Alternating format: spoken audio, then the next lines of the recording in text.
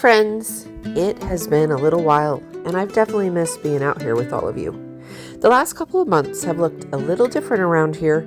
7 weeks of being completely non-weight bearing after my Lisfranc ligament repair surgery meant I went from having a full schedule of daily tasks and chores to becoming what can only be described as a decorative lump on a log with a front row seat to everyone else doing all the work.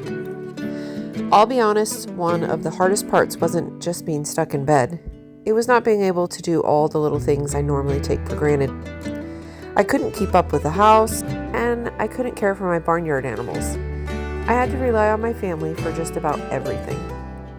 If you are also a fiercely independent person, you know that's a pretty humbling experience. My family did an amazing job keeping everything going, and I couldn't be more grateful. But let's just say we have developed different definitions of the word clean.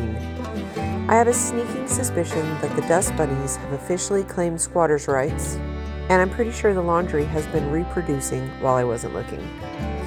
I definitely have some catching up to do in the house and yard, but hey, all of my animals are alive and thriving, so all in all, my family has done an amazing job, and I couldn't be more thankful for all of them. After 8 weeks of not seeing my animals at all, I was determined to make my way out to the barn. So when my surgeon cleared me for partial weight bearing at 8 weeks, I didn't waste any time. My 11-year-old son, however, did not share my confidence and supervised me very closely as I made my way like a toddler learning to walk. And because he knows me well enough to realize that I would probably overestimate my abilities with the crutches, he immediately set up a chair next to Lucy so I could safely visit with her while she enjoyed her breakfast. Did you miss me, honey? I missed you. Oh, excuse you. I missed you. Yes, I did. I just almost got attacked by a stupid wasp.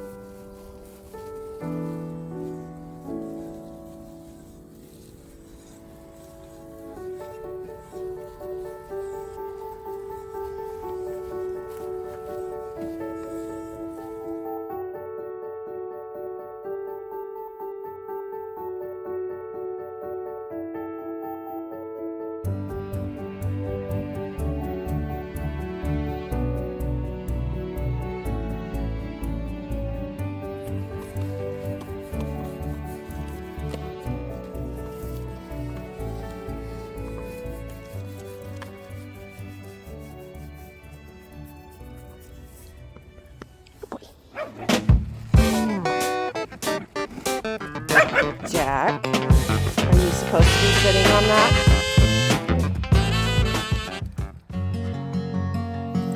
During the 8 weeks that I was non-weight bearing, once I could safely make it down our steps, I took every opportunity I could to go on short farm trips with my husband. From the seat of our truck, I watched him get our rice crop up and out of the water, teach our daughter the ins and outs of how to properly irrigate rice checks, and I diligently supervised the treatment of pink eye in our smallest beef steer. Although I'm pretty sure my husband would say my input was really not necessary. Once our steers and heifers had successfully eaten Whispering Meadows down to what was basically a dried putting green, it was time to bring everyone home so I could continue feeding them here. And despite being non-weight bearing, that didn't mean I was completely useless.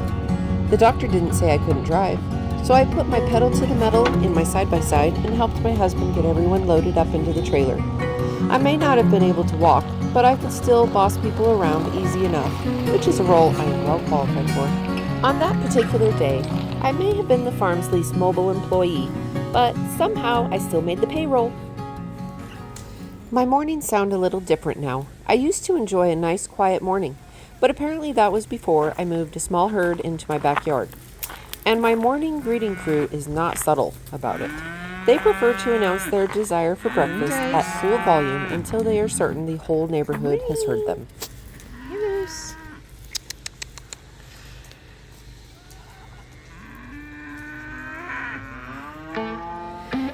Then came the moment we had all been waiting for, or at least Oliver had. It was time to turn him out with the heifers, and since the girls had been artificially inseminated over the summer, there was no telling what kind of situation was about to unfold. Regardless of their current pregnancy status, Oliver was more interested in letting them know exactly who he was, where he was, and that he had arrived. So if anyone was wondering whether our bull is the quiet, mysterious type, I can officially confirm that he is not. Come on, dude. Have at it. Go on. Go on. Go introduce yourself.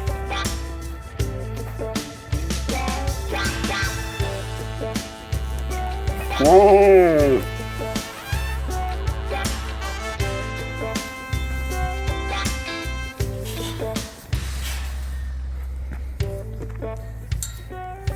Whoa!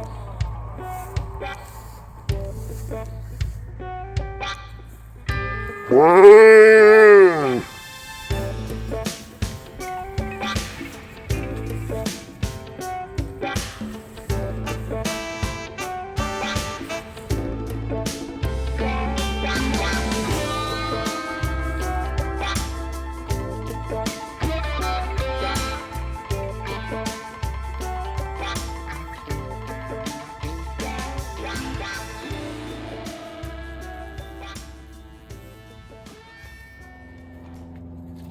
Oliver had a smooth introduction with both heifers, but unfortunately, he and one of our steers really disagreed on who was boss man.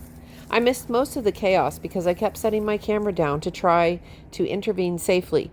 That was a ridiculous thought, as I only have one good leg to get out of the way, and two, they could have cared less what I did as they were too busy trying to ram each other through fences.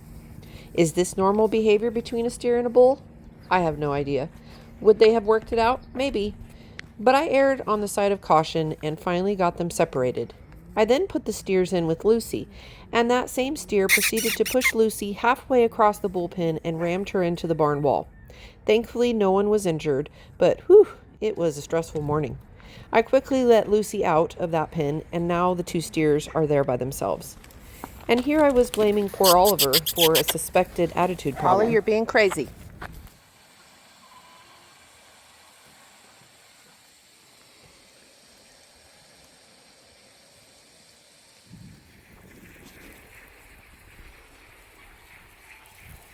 I love it when I'm right. The hubster said the heifers would not use my makeshift shade. But Miss Petunia is proving him wrong. Now, I know, I should have already had a shed up for these girls, but life has been all about us getting through my recovery. My husband has had zero time to even think about this project. So, it was going to be over 100 degrees, and I did what I had to do to get them through. Petunia had no complaints. I also gave them a sprinkler to play with. Lucy, meanwhile, was feeling a little left out, and since she was finally old enough to be bred, I figured it was time for their grand reunion. Mind you, they have shared a fence line this entire time and have never been kept away from each other. Okay. It's not quite what I was expecting.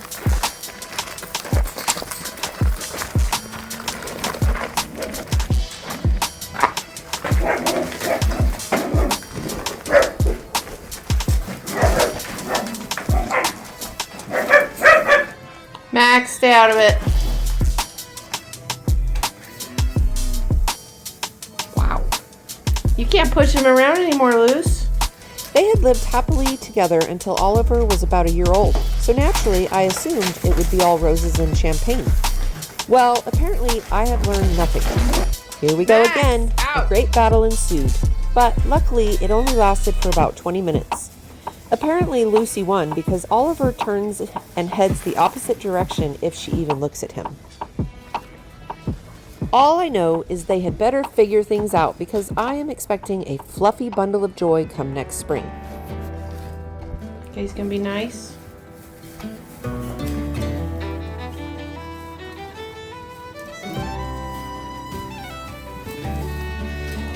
And that pretty much brings us up to speed around here. While I've been recovering from surgery, my family has stepped up and kept things moving forward when I couldn't do my share. And of course, I've still managed to stay involved from the sidelines, planning, filming, giving my expert opinion, and occasionally pretending that was the same thing as actually helping. It's been a slower season for me, but watching everyone pitch in has reminded me just how lucky I am to have this family and this little farm. Hopefully I'll be back on my feet and carrying my fair share of chores soon. Until then, thanks for coming along, and we'll see you on the next one.